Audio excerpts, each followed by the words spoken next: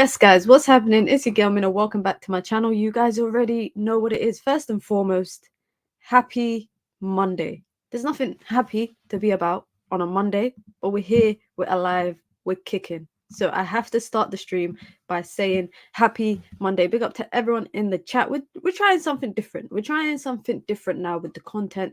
Trying to do the midday streams if it's possible, if it's viable, if it's an option, of course, to talk about whatever's cracking happening, all of that stuff with Manchester United. Be sure to hit the like button if you've just come through. Be sure to subscribe. Not that far off. I think I'm like just under 70 away from like 3k, so we'll get there in due time. And then after 3k is 4k, after 4k is 5k, and it keeps going and going and going.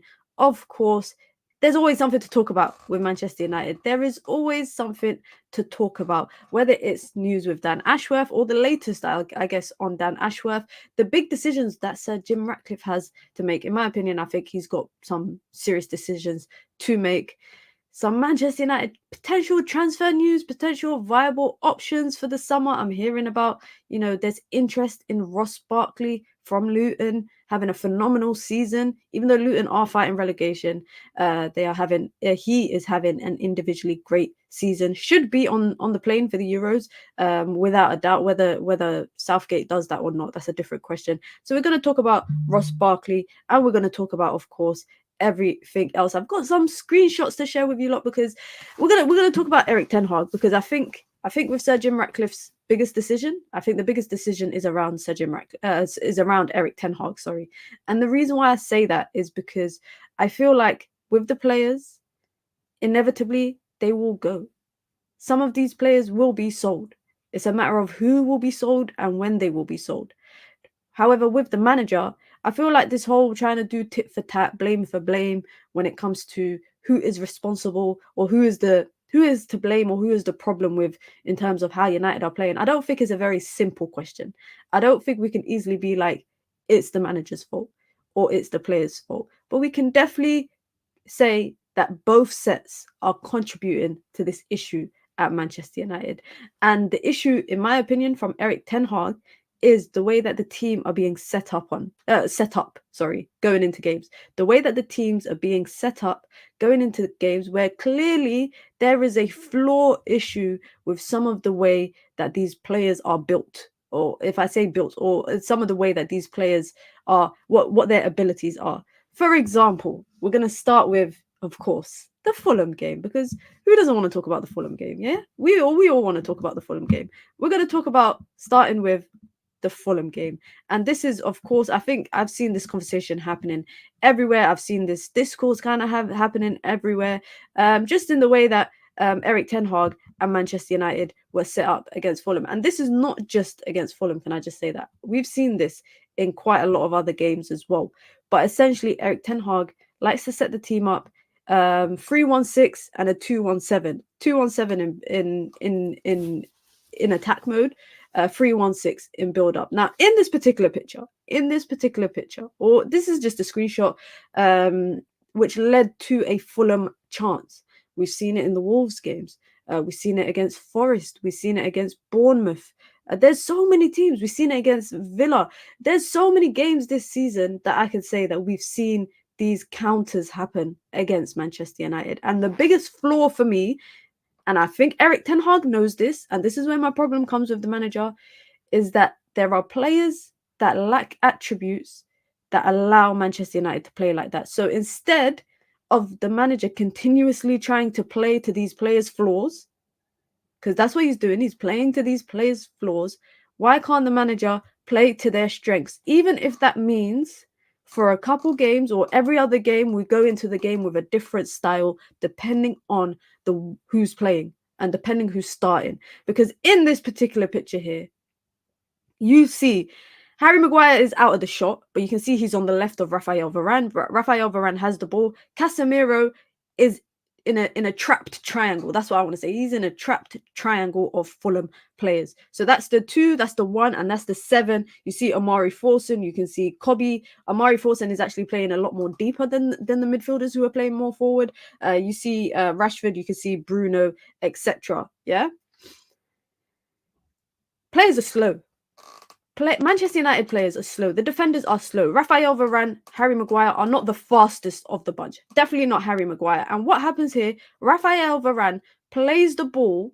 He plays the ball to Casemiro, ball to feet. Casemiro in that triangle of Fulham players loses possession, and Manchester United get hit on a counter. They get hit on a break. And we've seen it time and time again this season. This is not, I could probably find about 10 of these situations where Manchester United have possession, they are trying to build up from the back, whether it's 3-1-6, 2-1-7, whatever it is, the style that the manager wants to play in, and they lose possession and get hit on a counter. And it's always losing possession in this sort of way, where the player who the ball is played to has 2, 3, 4 options, 4 players surrounding him, and still thinks, Varane thinks this passing to Casemiro right now is the smarter option. United are playing with a higher line. We're playing on the halfway line. Harry Maguire right now in this screenshot is on the halfway line. So he's playing on the halfway line. Yeah.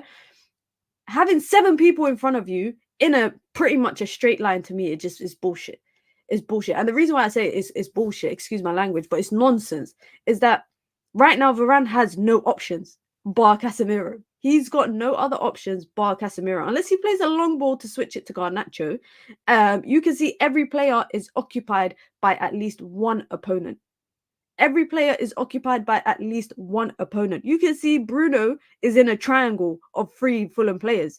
You can see Marcus Rashford occupied by 1 player. You can see Kobbie Mainoo occupied by 2 players. Probably Amari Forson is the only player that is not occupied by a Fulham player. But what are Fulham doing? They're closing off the passing lanes. So Raphael Varane could play a ball to Amari Forson in this instance. However, those passing lanes have been closed off. Andres Pereira, he's doing what a goalkeeper would do, making himself big, stretching out, trying to stop that pass coming through. So Raphael Varane goes for the easier option, which is Casemiro, but it's not the better option. It's not the better option. The only other option he has as well is to go back to Harry Maguire on his left-hand side. This is unrealistic. This is unrealistic. I wanted to show you guys this because I've seen a whole montage from the Fulham game circulating online, and it's basically just showing all the counters United being hit with, poor passages of play, poor possession, and Fulham was not the only game. That was not the only game that United have had this issue. Big up to everybody in the chat. Be sure to hit the like button if you've just come through. Now, the reason why I'm showing you lot this is because I feel like I've said it. I've said it time and time again. Sir Jim has a decision to make. Sir Jim Ratcliffe has a decision to make in terms of what will be the options going forward. And what I mean by that is with the manager, with Erik ten Hag. I know I don't want to sit here and be like, oh, he should sack him. No, but there needs to be some decisions made about the way that United are playing. And Erik ten Hag has actually mentioned this. Let me grab the quote quickly.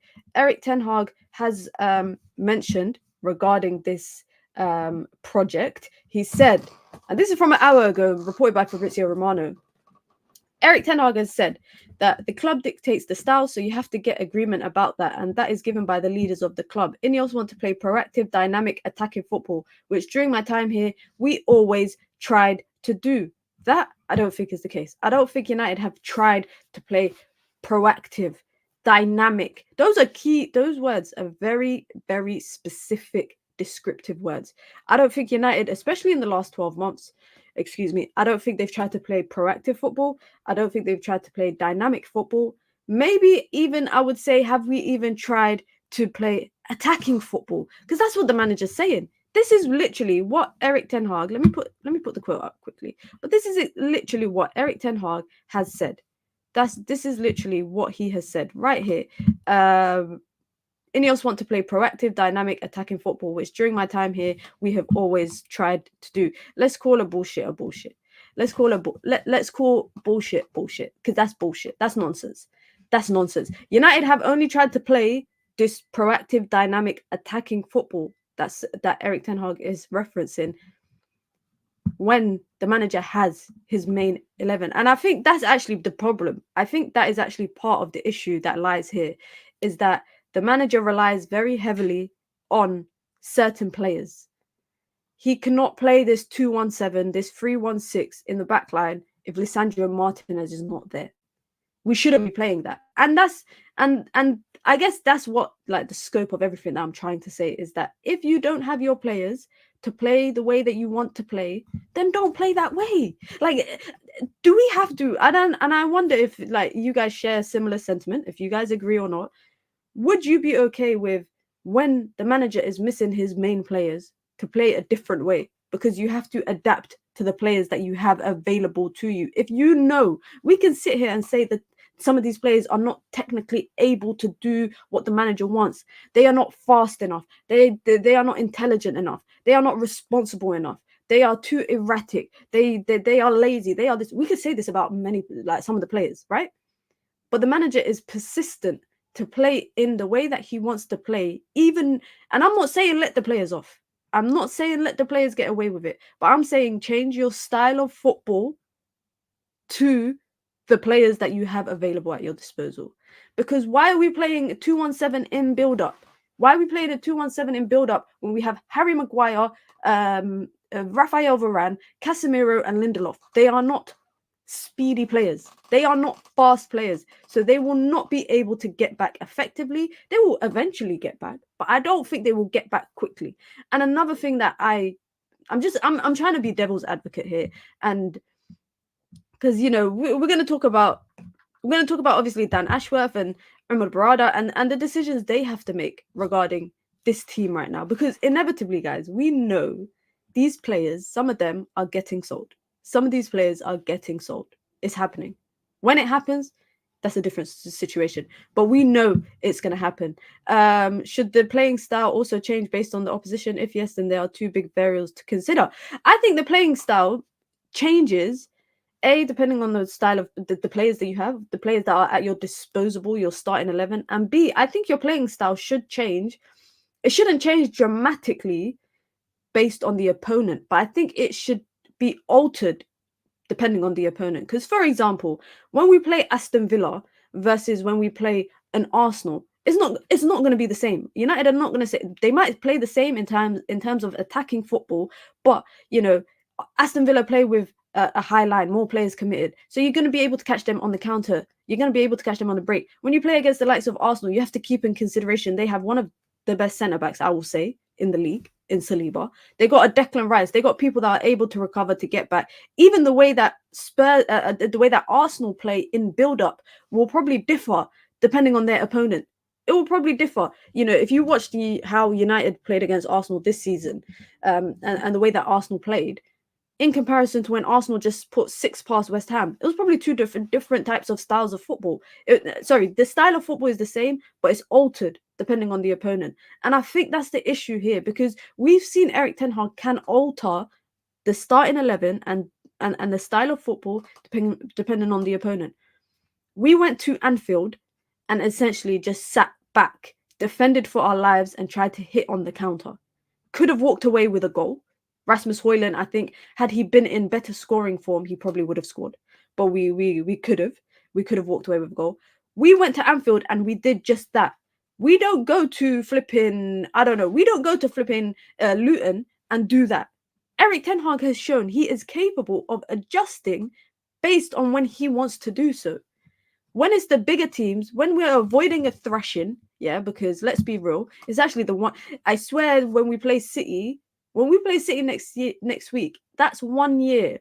That's around 1 year since we lost 7-0 to Liverpool. We lost 7-0 on the 5th of March. And when are we playing City? On the 3rd of March? It was the first Sunday of March, basically, when we lost. And we're playing City on the first Sunday of March. So we're going to talk about that, because I'm seeing people already writing off that game. We got a game before that. Let's think about that. But big up to Steffi for that comment. This is where I stand. I stand on business right now. And what I feel is the right thing to do is A, change the way you play based on the players available at your disposal. B, you change the way you play or alter the way you play based on the opponent you're coming up against. Like, it's as simple as that. And I so badly want Ten Hag to do well. Let me get that point clear. I want Erik ten Hag to do well at Manchester United, but he does not help himself with the stuff that he says, the decisions that he makes, and he does not help himself. He does not help himself. We already know the players are nonsense in it. We know the players are crap. We know there's some players right now. If Erik ten Hag leaves this summer, there's some players that would have survived 4 Manchester United managers. That you would never see that at another club. Sir Jim Ratcliffe said it himself.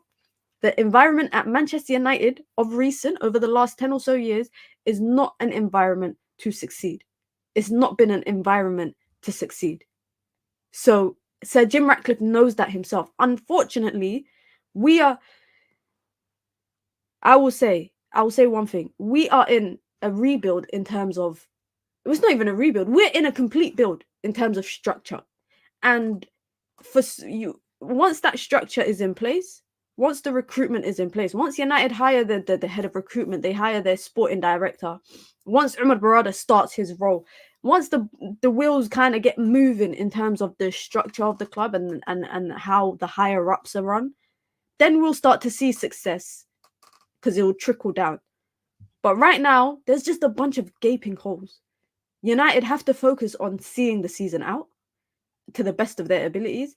Erik ten Hag said that every game is a cup final. He said this in January. Bro, if that game yesterday was a cup final performance, I never want to see that in a cup final in my life.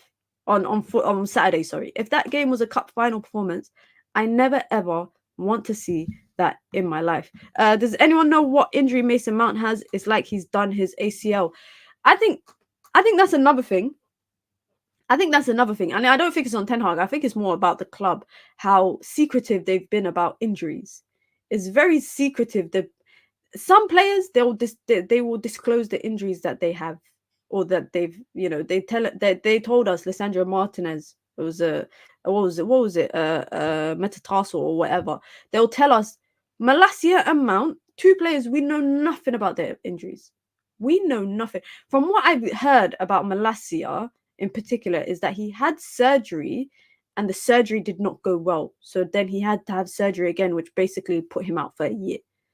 That's what's happened. Mason Mount, every 2 weeks in press conferences, Erik ten Hag sits there and says that Mason Mount will be back training on the grass soon. 1 minute he's telling us he's back training on the grass. Next minute he's telling us he will be back soon. He's not there yet. Same with Malacia. There's just a lot of uncertainty in the air about Mason Mount and his injury.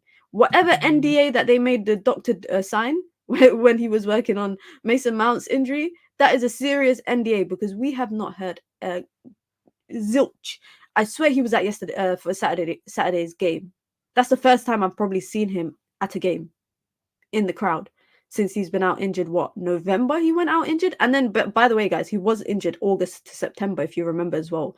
So he's really missed pretty much most of the season. And I have this theory. We've had this conversation lots of times that Mason Mount was brought in to be Bruno's replacement. But you can't bring in someone who has injury problems and expect him to be the replacement for someone who's never injured. You can't do that. Because that's why Mason, even before his injury, that's why Mason Mount was not getting any sort of playing time. He was not getting any playing time. And if he was, it was, I want to say, poverty minutes. It was poverty minutes that he was getting. Maybe his 190 minutes performance came Newcastle in the Carabao Cup when we got slapped up. I saw him getting bullied by Joe Linton in the midfield. He will not be a replacement for Bruno if he's not fit, because Bruno will always be available. And that's one good thing about Bruno, but I think he needs a rest. Like, we can sit here and talk about Bruno's flaws this season and the issues that we've encountered because of Bruno. But Bruno, I think, needs a rest. He needs a rest. And if he doesn't want to say, oh, I'm tired or I need a break, then the manager needs to decide, you know what, this guy has been playing every single game for God knows how long. I can't remember. I think the only game he sat out was the Palace game. I think that was the only game. Palace in the Carabao Cup early in the season was the only game he sat out. On top of that, in March, he's going to go to international break. There's international break in March. So he'll be away with Portugal, play there, come back, Euros in the summer. The guy's not going to have a rest next season. He will not, wherever he's playing football next season, whether it's at United, whether it's in Saudi, wherever the hell it is, this guy is not going to have a break. He is going to keep playing and keep playing and keep playing. And at some point, we just need to be like, this guy needs a rest. He doesn't have to be injured to have a break. he does not need to be injured to have a break. Like, and I think maybe Ten Hag thinks that. Maybe Ten Hag thinks that he has to have an injury to sit him out. I think that they're being secretive about these injuries because they know how poor their medical team is. They've been in the spotlight for a while now, and they're probably trying to protect them. I hear that. I kind of hear that in the instance that they're being secretive for that reason, but I still think transparency is needed because I saw Malacia in a YouTube video for Manchester United a couple months back. I just saw him in the background of a media day. We clearly know he's there. We know he's around. You're not having them doing media duties, of course. You're not having him do media duties, of course, because he's out injured. Mason Mount is not doing media duties with Manchester United either because he's out injured. But I think some transparency is required just to be like, this is the injury that he's had. He had a surgery, he's had another surgery, and he'll be back next season. Simple as that. And that also leads to having one fit fullback at the club right now. United have one fit fullback. I'm sorry, yeah. I like Lindelof. Lindelof, I can't see him at left back. I don't want to see him at left back. And it's not because I don't think he's a good player. I think Lindelof in some points last season was our better player, especially towards the end of the season. There's been times in the past where I think he was the better one out of him and Maguire, but I don't want to see him playing at left back. And because of that, because of Luke Shaw's injury, because of Malacia's injury, because of Reguilon being sent back, we only have one fit fullback. And Aaron Wan-Bissaka is injured too. Aaron Wan-Bissaka is out injured as well. It's reported that United are even looking at a right back in the summer because Aaron Wan-Bissaka, I think after this season, I think he's got 1 year. His contract finishes next year. And they are going to look to either move him on or probably he'll leave on a free. It's one. I remember I was so gassed when United signed Aaron Wan-Bissaka. I was like, yeah, this is the best fullback in the league right now. Let me put my charger in before my laptop turns off. I was like, this was the best player. This was the best fullback, right back in the league defensively. When it comes to defensive attributes, he is the best. I was so gassed. I was literally so gassed. How the tables have turned. Every player I've been gassed about United signing, they've just... I'm thinking, how many people, guys, name me any players that you might have been gassed about United signing that just went to shits. Number one for me, Paul Pogba. Paul Pogba, number one. Number two, Di Maria. I was so gassed when we signed Di Maria. I was so gassed. So gassed. I thought, yeah, United are back. Reality slapped me in the face. Who else? I remember, so random, but Schneiderlin. When we brought Schneiderlin, I thought, yeah, United are building a midfield. What? We brought Schneiderlin and Schweinsteiger? I was so delusional to think that was sick. Amrabat. Amrabat is one as well. Amrabat is one as well. Oh my days. Yeah, Amrabat. Memphis Depay is one as well.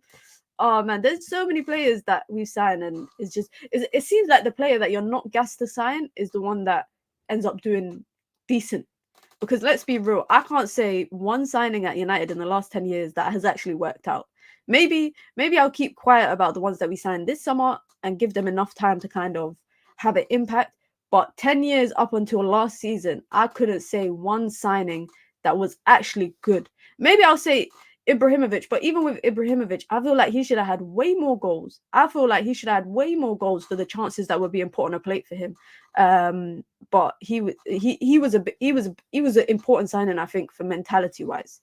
He was important. Talking about mentality, my chair is getting on my nerves. It keeps making noise. Talking about mentality, I don't know if you guys have watched the Overlap interview with Wayne Rooney. Really enjoyed it. Honestly, I really enjoyed the interview that he did. And he was talking about the change.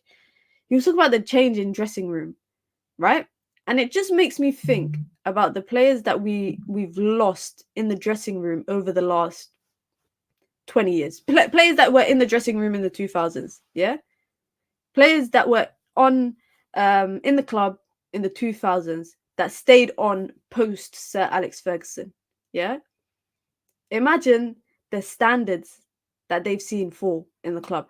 Like, I could say Ashley Young. Ashley Young came into a club of winners. He came into a team of winners. Team went to shits. Wayne Rooney, Michael Carrick, Valencia, I would say. Once the core of Manchester United players started to leave, like the Vidiches, the Ferdinands, etc., Scholes retiring, Giggs retiring, when they left and United transitioned into this new period under post Sir Alex Ferguson, some players still remained. Wayne Rooney remained, Carrick remained, Ashley Young was still there. Who else? Valencia, I would say, was still there. Yeah, Valencia was still there. The Raphael, the Silva twins, Fabio and Raphael were there. United standards in the dressing room probably went to shits. That's probably when these guys were like, "What the hell has happened?" It's like the standards left with Sir Alex Ferguson, and that's the task that Sir Jim Ratcliffe and whoever he brings in, Sir Dave Belsford, all of them guys. That's the job that they have on their hands right now. The task that they have on their hands right now is to reinforce those standards.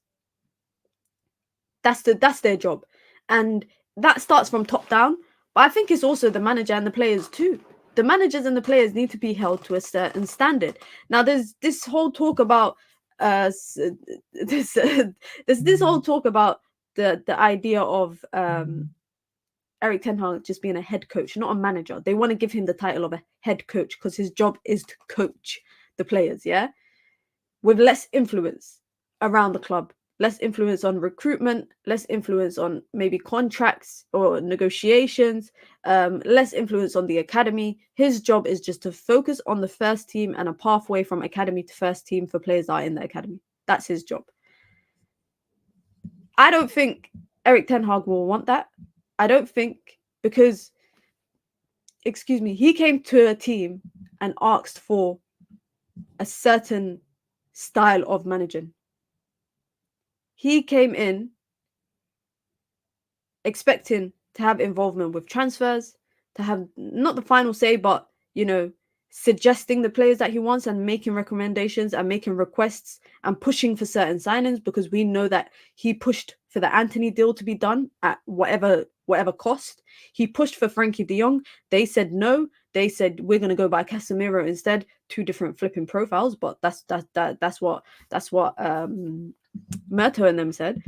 I don't think Eric Ten Hag will want that, because unless Sir Jim and whoever he brings in sells this idea to Eric Ten Hag, the idea of, listen, you're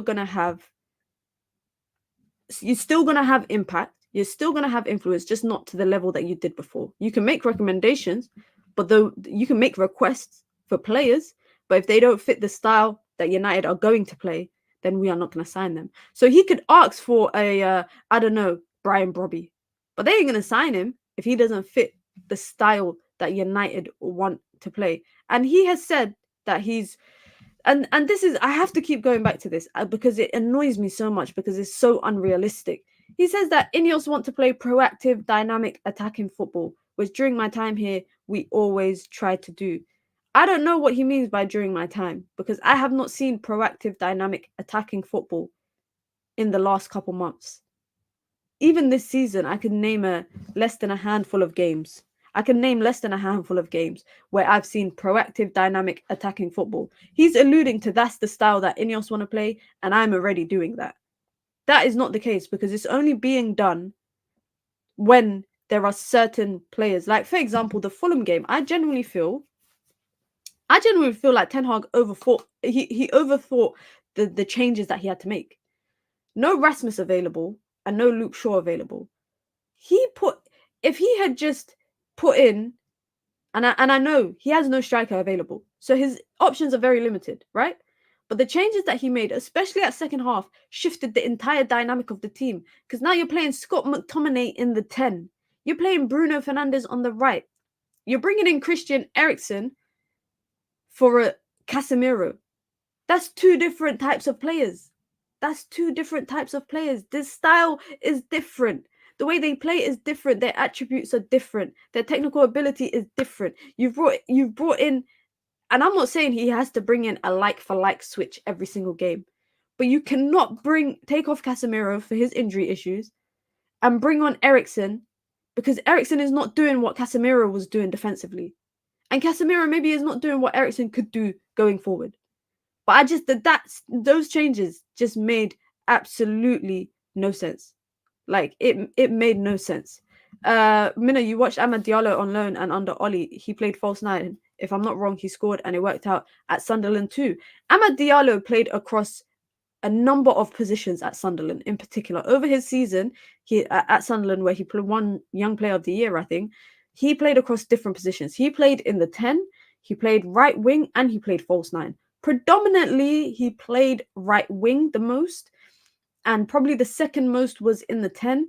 But even when he plays right wing at Sunderland, when he was playing right wing at Sunderland, he was not a Saka type of winger. He wasn't a Foden type of wing. He liked to occupy the spaces between the 10 and the right winger. So those half spaces. He excelled the most at link-up play, 1-2 passing, dribbling. Ball. Like if you watch him when he dribbles, the ball to feet is very good at he's very good at a technical level, having the ball at his feet. He doesn't take heavy touches, and he's was elegant in the way that he can dribble the ball, and he's good at 1-2 passing, and he did that very well at Sunderland. He can get past the man, he can dribble and get past the man, but he can also utilize the space that's available. Even the smallest pockets of space, he could utilize it, and I think that's actually what he improved on at his time in Sunderland. Tony Mowbray at the time, the Sunderland manager at the time, said when he came in, he said that this guy is talented, but he's still got a lot of things to learn. And you saw it across the trajectory of his season at Sunderland, where he was improving on things that he was criticized for his physicality. He went and bulked up a little bit. He was criticized for his defensive ability. He worked on that at Sunderland. If anybody watched him at Sunderland, you saw that he worked on that. He wasn't always the player that got back and defended, but he started to do that at Sunderland, putting in a tackle here, using his body. One thing he does very well as well going forward is that he's interchangeable in that like frontline space. So at Sunderland, what you'd see a lot is him switching like to the 9 and the 9 coming to the right wing and maybe switching with the 10. Like they were alternating in that front line because at that time at Sunderland, they had the players that were able to do that. And Amad Diallo flourished in that. He flourished in that. Every time he scored a goal, it was always a goal. Anytime he scored a goal, or sometimes when Sunderland would score a goal, it was always through something that started with him. Whether it's ball recovery, whether it's, you know, picking up the ball, something that he liked to do a lot, pick up the ball from deep and literally run into heaps of space. He was very able of doing that. Now, at Manchester United, I think what he does or what he can do at Manchester United is probably different because Sunderland is Sunderland, United is United. It's two different kind of playing styles. It's two different leagues. One's the Championship, one's the Premier League. I don't doubt that Amad Diallo can play at this level. There is no doubt in his ability. Now, whether he fits into the way that Erik ten Hag wants to play, I'm not too sure. Because you look at the style of football that Erik ten Hag talks about. You look at that style of football, that attacking football. I don't know how we went from Erik ten Hag saying he wants possession style football to attacking football. That's not what we were sold. We were sold the idea of Erik ten Hag playing possession based football, and now it's attacking football. I'm not saying the two can't coexist, but I think they're both different styles of football. Possession style football and attacking football is different. Like, let's be real.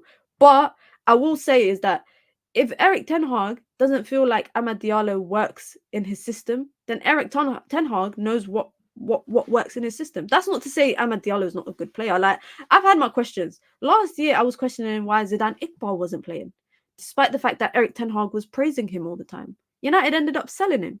So clearly, the manager saw something in Zidane Iqbal or saw a lack of something that kind of attributed to the reason why that he was not playing. And I think the same could be said for Amad Diallo. Like, I think when it comes to academy players, there is a clear pathway under Erik ten Hag with the players that he wants to bring in. I think Omari Forson is in a situation now where he's just what's available to the manager. Yeah, he's just there. I'll be real. I think Omari Forson is just available to the manager right now because there is no other strikers, right? But I feel like Garnacho was always destined to come from the academy to the first team. And Erik ten Hag had a clear pathway for him, starting from pre-season that Erik ten Hag came in. Same for Kobbie Mainoo. Kobbie Mainoo last season made his debut, had small minutes here and there, but again, a clear pathway from the academy to the first team. Players that have not had a clear pathway from the academy to the first team are all players that have ended up leaving or going out on loan. So I think Erik ten Hag knows immediately the kind of players that he wants. So if Amad Diallo right now is not playing under Erik ten Hag and is not starting games, Erik ten Hag does not want him at the club or does not want to use him. It's as simple as that. We can Facundo Pellistri. There's so many names. Facundo Pellistri, Hannibal Mejbri, Alvaro Fernandez. These are all players who have had, some of them have had successful loans, have had opportunities in the first team, and the manager, he doesn't want them. So yes, I think Amad Diallo is a good player. He has attributes that I've seen over his time at Sunderland, and even before when he had a few moments under Ole Gunnar Solskjaer. But it's one of them ones where I'm not saying the manager knows best, by the way. I am not saying that the manager knows best, but I'm saying that if a certain player doesn't fit the way that the manager wants to play, then you just have to either A, wait for that player to leave and go succeed elsewhere, or B, wait for the managers to come in and let a new manager kind of dictate that. By the way, guys, Amad Diallo is going to this is his third manager. He came in under Ole at the time where Ole was apparently very impressed with that signing that they did, bringing him into the academy from Atalanta. Despite the fee that they paid, they put high hopes on him. And Ole Gunnar Solskjaer said his raw talent was phenomenal, but it just had to be worked around. It just needed to be fixed up a little bit. But he did not doubt what he was able to do. Then he had Ralf Rangnick. Now he's got Erik ten Hag. He's only been at the club for 4 years. He might be on his fourth manager soon. Do you know how unhinged that is? The Scottish League is garbage. I'm not surprised that Amad didn't do that well. Who wants to be playing in a tier 100 league and potentially get hurt? I don't think it's about the Scottish League. I thought that was an unusual move for him. I'll be real. I thought that was an unusual move. I definitely think the Championship move was a lot better for him. And I also think the manager plays a big part of it. I think Tony Mowbray played a big part in his development at Sunderland, He was a big part of that. So I think that was also one of the reasons why he succeeded at Sunderland. It's as simple as that. Talking about succeeding, or that might be a nice little segue. I got this cute little picture here that I need to put up for you guys so we can talk about it a little bit. This picture actually kind of makes me laugh.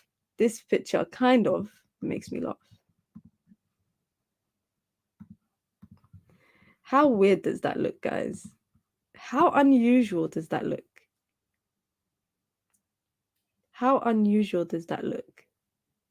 That looks weird. Whenever I'm getting ready for streams and I'm trying to find like pictures that relate to whatever we're going to talk about, I saw this picture today and I thought, you know what? I saw obviously Ross Barkley has had a stint at Nice, if I'm not wrong. He's had a lot of stints. He's played at a lot of clubs, firstly. Because I remember he was at Chelsea for one point. He was at Everton at one point. So obviously Everton was where he spent the longest time, went to Sheffield Wednesday, Leeds, Chelsea, Villa, Nice, and then Luton Town. And I have a question for you guys. This is my question for you guys. Is there something wrong with United being linked to ex-Nice players the way that people made a big deal of Erik ten Hag signing his ex-players? Is there an issue with that? Because this is the second time that we are linked to a player that has some history with Nice. And Ross Barkley is probably, I don't think he'd be a bad signing. I don't think on low wages and a low fee, I don't think he would be the worst signing. But if he's coming in a starting role in the midfield, because they're saying that they're eyeing him up, it's reported that they're eyeing him up as a Casemiro replacement. I don't want him as a Casemiro replacement. I think if he's coming in It has to be on a whole. It has to be on the back of other midfielders coming in as well. Ross Barkley cannot be the only Manchester United signing for midfield this summer. It can't be. That cannot be. He's a cam, not a CDM. I know. That's why it does not make sense. It does not make sense that they're eyeing him up to be Casemiro's replacement. I think that article, I think it was the Sun that reported it. I think that article was just like midfielder for midfielder kind of change. It's just like that, because I do not want him unless Kobe is going to be the 6 and he's going to be the 8. If you watch the video that I did a video like a week or two ago about Kobe Mainoo and about where his best position is for Manchester United. I think Kobe Mainoo's best position is at 8. I think Kobe Mainoo excels better with less defensive duty. I don't want him to be the lone sit-in 6. I don't want him to be that. And if that's what they're going to allude to this summer, then that can't be the case. If we go and spend like, I don't know, is he out of contract this season? Firstly, I think he might be. No, I don't think he's. I don't know. I don't think he's on a 1 year. I don't know if he's on. I don't know what he's on. I don't know what his contract is, which means United are going to pay money for him. We don't need to pay money for him. We don't need to buy him full stop. We don't need to buy him full stop. There are better midfielders available, whether it's a Casemiro replacement or whether we're going to be playing a double pivot, whatever it is. There are better players out there than him. And Luton inevitably are going to go down. Luton are going to go down. Now, is Ross Barkley having a great season? He's having, in a team that's struggling, he's been the bright spot. I said it early in the stream, he deserves to go to the Euros with England. Over Henderson, I would take Barkley for talent-wise and the way he's been playing. I would take Barkley. But you guys all know that Southgate's going to take Henderson instead, because apparently Henderson got some sort of influence in the dressing room for England. He's got some sort of influence.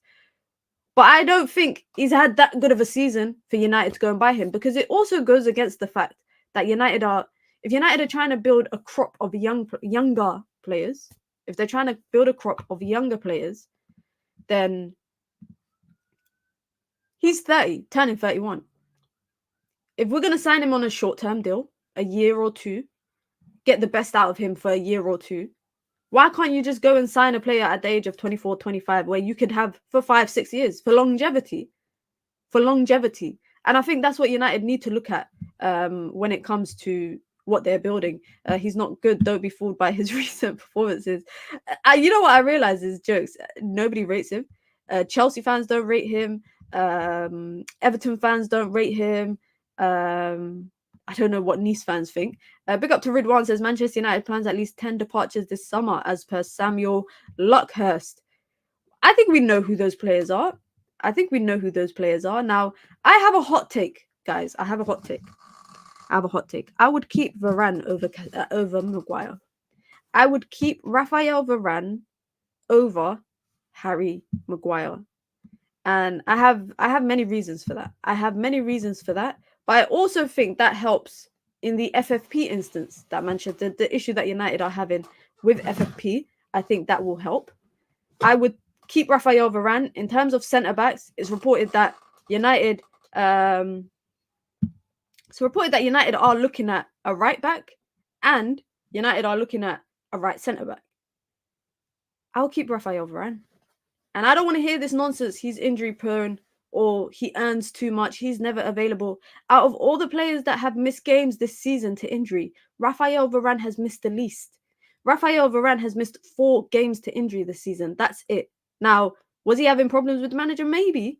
And maybe those were attributed to him missing games. Maybe that's why he missed some games. But this whole ideology that Raphael Varane misses games and he's inconsistent and he's injury prone. He's missed the least games to injury out of all the players who have missed games this season because of injury. He has missed the least.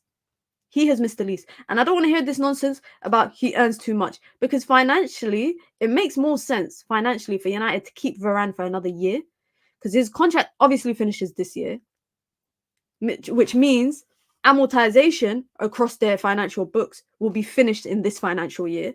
If they keep him next year, They only have to put his salary into their financial books. Whereas if they keep Harry Maguire next year, they've still got his amortization from his transfer fee plus his salary. Financially, it makes more sense for United to keep Varane. I personally forget about the finances. When it comes to attributes and when it comes to influence, when it comes to leadership, I would keep Raphael Varane. If you're going to go out and buy a right-sided centre-back, I would rather they learn under Varane. He's a mentality monster. Like, let's be real. I feel like this nuance of he's injury prone or he's got injury problems is nonsense. Is not. He does have injury problems. The guy retired from international football so he could just play club football because he knew his body couldn't keep up with it. Okay, Varane can't play 3 games a week, but that's why you're buying a centre back. Rotation. That's where rotation comes into it. United need, I think, a player like Varane in terms of his height, stature, etc. I think that's what they need in right-sided centre-back. So it'll be interested. In terms of the 10, planning at least 10 departures, we already know Martial's one of them. We already know that potentially it could be Casemiro. Casemiro could potentially leave. We know Eriksen could possibly leave. We know maybe McTominay might leave. We know there might even... What the fuck? Hey, what the hell? What the hell did I just do for that to happen? What did I just do for that to happen? I need to watch the clip back. That caught me. That really scared me. That really, really scared me. But back to what I was saying. Back to what I was saying quickly. We know that there's going to be a lot of younger players leaving. In those 10 departures, at least 10 departures, we know at least maybe 3 of them will be younger players. We know Hannibal Medbury could leave. We know Facundo Pellistri could leave. Alvaro Fernandez could leave. Brandon Williams could leave. Donny van der Beek. That's already 5 players that I've named. Anthony Martial's leaving on a free. So I'm just naming the players that could leave for a fee. Jadon Sancho could leave. That is literally 7 players already. And that's not without talking about other players that I think we need to sell. I think Luke Shaw needs to leave. I think Luke Shaw should be sold. Will he be sold? I don't think so. I don't think Luke Shaw will be sold. But I think Luke Shaw should be sold. I think that Manchester United actually need to prioritise signing a left-back as much as they are going to prioritise signing a midfielder. I think number 1, midfield. Number 2, defence. But within that defence, I think it's centre-back and left-back. I think we can do for now with Diogo Diallo at right-back. I think we could do for now with Diogo Diallo at right-back. And I think a left-back is a bigger priority than right-back. But then United have to go and sign for depth as well. They need to sign younger players for depth. We need depth in our fullback positions. We need depth in the midfield. We have a lot of things. United have a lot of players. We have a lot of positions to fill. That is the biggest issue. The biggest issue is that we have a lot of positions to fill. It could be potentially at the hands of a new manager. I'm honestly, I don't know. In terms of Dan Ashworth and the most recent news with Dan Ashworth, Fabrizio reported, I think it was yesterday, he reported, saying that United are continuing talks with Newcastle to agree on a compensation for Dan Ashworth. Man United want Ashworth to be part of their project as soon as possible. Reportedly, they're looking to give him the sporting director role. That's what Simon Mullock of the Mirror is saying, that it's going to be a sporting director role. Now, once that happens, I think that's positive. I think that's good. Once you kind of get that, once you get Dan Ashworth in, then all the other places, all the other positions, can start to be, it can move. We can sign a head of recruitment, we can bring in a head of recruitment, a head of academy, etc. I think it was Wilcox and Ward. That's the next 2 people that United are going to target. I think Julian Ward will probably be the one that they target more in terms of getting that done quicker, and then Wilcox. And then that's basically the 4. That's basically the main foundation of the leadership, because a lot of people will be leaving United. There's other positions to be filled, maybe like head of negotiations and all of that stuff, but the core foundation will be filled at that point. Thank God. And that would allow Manchester United to move in the right direction when it comes to deciding what the hell happens next. We had a whole long conversation about Erik ten Hag and what the next move is for him. If that's going to be something, if that's going to be a thing, if that's going to be a decision that Sir Jim Ratcliffe and Ahmed Barada and whoever have to make, that's for them to make that decision.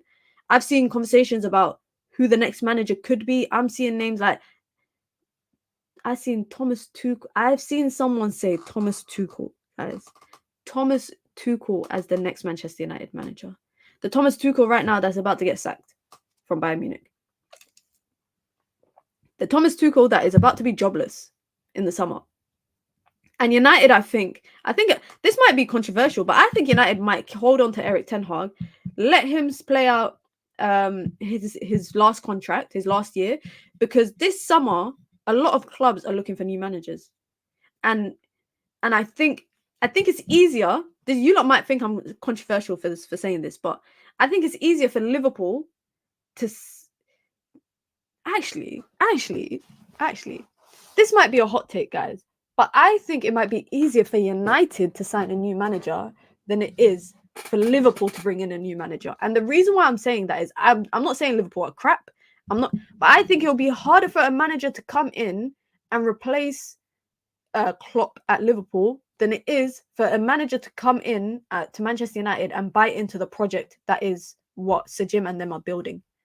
I think it's easier to sell that to a manager. Come, we are rebuilding we're making a project, a sporting project. This would be my pitch if I was Sir Jim Ratcliffe. I'd be like, yo, come, we're building a sporting project. We need a head coach. This is the style of football we want to play. You can implement that. This is our budget for transfers, blah, blah, blah. All right, cool, I can do that. That's what a manager will think. Liverpool or other clubs who have been successful over a period of time, you have to come in and replace Klopp. It's basically like when Moyes came in. I'm not saying that Klopp and Sir Alex Ferguson are on the same wavelength, but I'm saying in terms of what Klopp did at Liverpool, in terms of winning them a Premier League, a Champions League, off the back of what was a bad season, that his first season with them.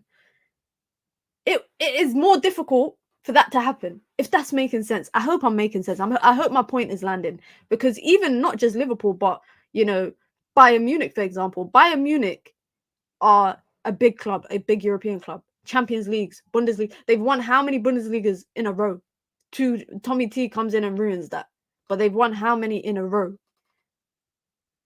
Now, is it possible that United will be able to sell the idea of the project to a manager in comparison to players coming in to replace what has already been a successful management? I think that's way easier. I think it's way easier for United. So I was going to say that United might hold on to Ten Hag so that they don't get caught up in this rat race of trying to find a manager this summer, because Liverpool are looking for a new manager, Bayern Munich, Barcelona, potentially Chelsea. If Poch survives, I will be so surprised. But I want him to stay because I want Chelsea to continue being the way that they are. So Chelsea could possibly be another team looking for a new manager. And then on top of that, potentially Manchester United. I don't think they are going to, excuse my terms, but I don't think Sir Jim are going to blow up everything in the summer, because on top of building the structure of the club, on top of building the structure of the club and building the foundations of the structure, they have to focus on the transfer window and then bringing in a new manager as well. Now, there could be a big possibility that they have already decided before they were approved by the Premier League. They might have already decided the manager that they want. They might have, that has the same way Ahmed Barada was a CEO they already wanted. Is very clear. Julian Ward is the head of recruitment that they wanted. Is very clear. Dan Ashworth is the sporting director that they wanted. They might already have their manager written on a piece of paper, or the manager shortlist that they want. And I said this ages ago. I said this before Ineos actually won the bidding war. I said that if Ineos come in, or this is what I want to see. I want to see a clear differentiation of what they're going to do, how they're going to implement it. And if the manager doesn't fit their terms, they will probably bring in a new manager. It's as simple as that. And I'm not saying I want Ten Hag to get sacked. I say this all the time. I want him to turn it around. I want him to turn it around. I would love for him to turn it around, but I don't think he helps himself half the time. And a prime example of that is the 2-1-7 that we were talking about earlier in the stream in build-up that United keep trying to implement, but clearly they do not have the capacity to do so with the players that are at the manager's disposal. But the manager is the one that's insistent to keep doing it.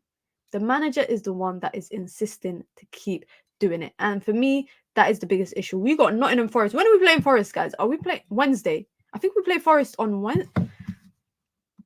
Let me double check. Sorry. I'm a disgrace. I don't know what day I'm. We're playing Forest on Wednesday.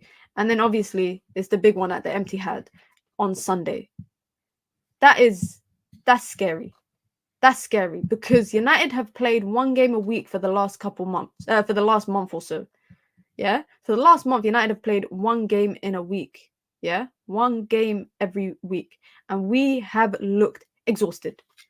I was told by people who support the manager's ideas, I was told once United play one game a week and they have time to train in Carrington with the manager will be able to implement his philosophy and yet the players will look better. We look worse. United players look worse. They look exhausted. They look fatigued.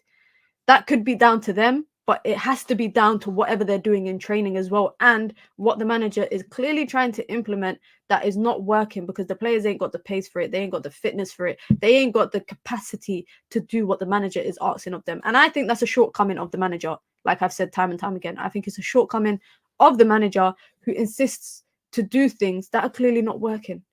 So I am not confident. FA Cup away from home, Forest. Yeah. We've seen some games against them this season, how we've played. Yeah. We've seen it. But what scares me more is the fact that we're coming off a game on Saturday. 4 days later, we are playing on Wednesday. And then 4 days later, we're playing Sunday against City. Who have the ability. City have the ability, because I think City play on Tuesday.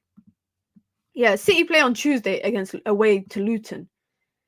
City have the option. Pep has the option to put out a B team.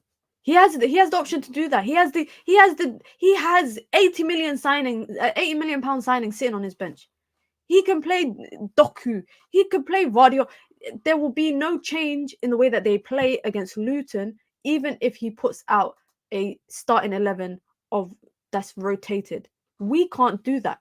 Ten Hag can't do that. Even when Ten Hag had the options to do that last season, he didn't, because he wanted to play his strongest 11. Now we're going to go out with our strongest 11 out of a pool of players that a lot of them are injured. We're going to go out on Wednesday with our strongest 11 that's available to the manager, which was probably the same 11 I would say that played against Fulham.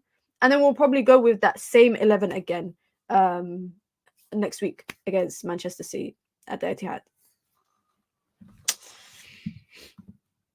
City have Luton, United, then Copenhagen. I can confidently say Luton is the toughest game of the three. The thing is, yeah, you know what's funny? The thing is that I genuinely think that United, and in particular Ten Hag, I think Ten Hag knows when to switch it up to avoid a battering, because we did it at Anfield. Don't be surprised if Ten Hag sets United up the same way he did against Anfield against Liverpool. If he sets it up the same way against City. Don't be surprised, guys. Don't be surprised if United are happy for City to have the ball. Try to hit them on the counter, but just defend for their lives. Don't be surprised if it's a Varane and John. I would play Varane and Johnny Evans. I'm not joking. I think Johnny Evans has been one of our better defenders this season.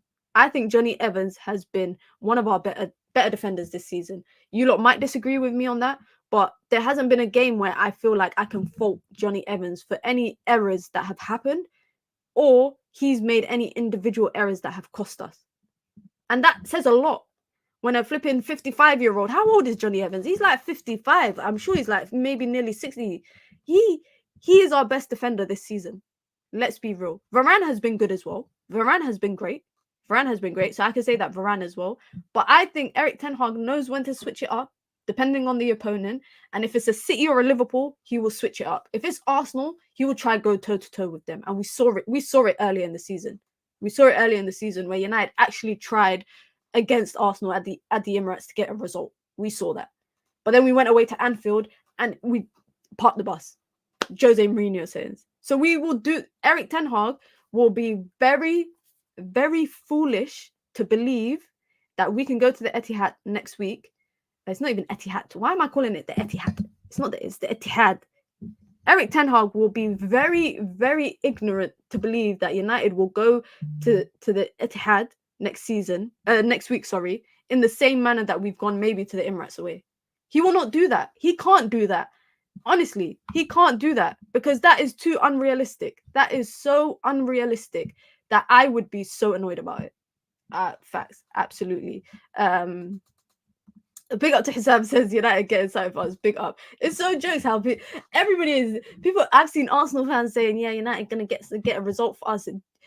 Opposing fans have more faith in United at the Etihad than United fans do themselves. But I definitely do think that Erik Ten Hag will set up the same way that he did at Anfield. If Casemiro's not available, I expect Amrabat in that midfield. I expect it's just full on 90 minutes of defending, and just basically, you know what City's gonna do. They're gonna take shots from everywhere. Yeah, they are gonna take shots from everywhere.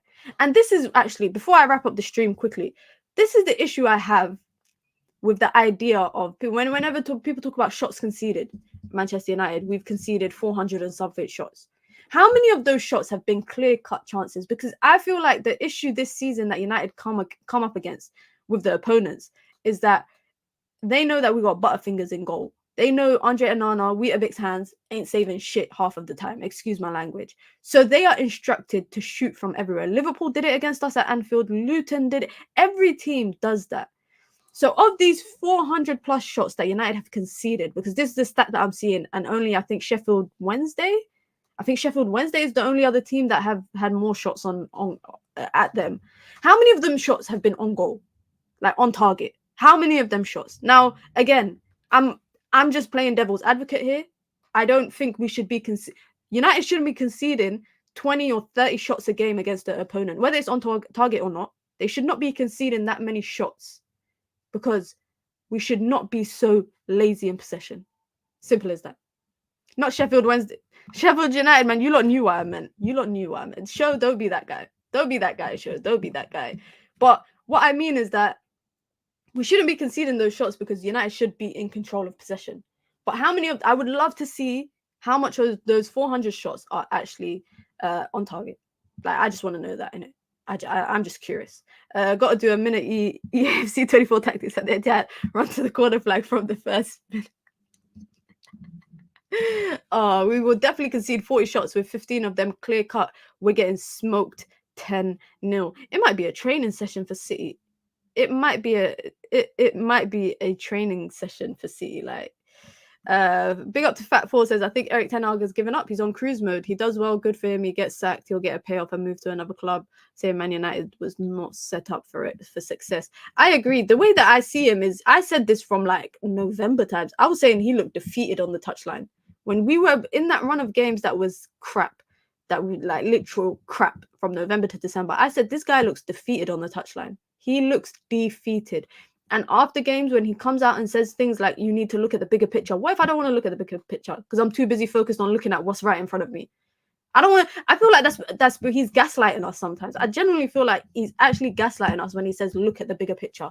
I don't want to look at the bigger picture because I'm looking at what's in front of me right now. And what's in front of me right now is not good enough. It's as simple as that. Big up to everyone. Be sure to hit the like button. Listen, I'm going to try to do these midday streams. I'm going to hold me to it. I'm going to try to do these midday streams whenever there's stuff to talk about. There might not always be things to talk about, but I will try to do more daytime streams. I promise I'm going to try. Big up to everyone. Be sure to hit the like button, guys. If you've just come through or if you've been here and you didn't hit the like button, be sure to hit the like button. You can join the membership club. It's the pinned comment in the chat.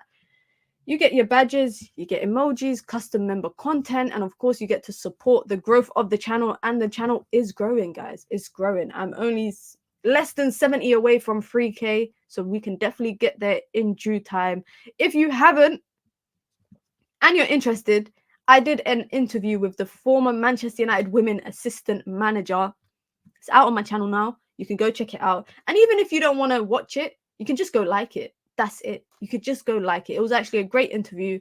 Had a bit to say about Manchester United women and of course what he's doing as well this season in Norway. I'm gonna go definitely catch a game of his. Big up to everyone. Like I said, be sure to hit the like button. I'll be back later this evening after my Pilates class because I got Pilates. I'll be back after Pilates with the EAFC career mode. Listen, I can't talk shit about Ten Hag because I myself, I'm fighting for my job in EAFC 24 right now. But like I said, guys, be sure to hit the like button. Be sure to subscribe. I'll be back later. I hope you all have a wonderful Monday, man. You guys know what it is. It's your girl, Mina. Peace.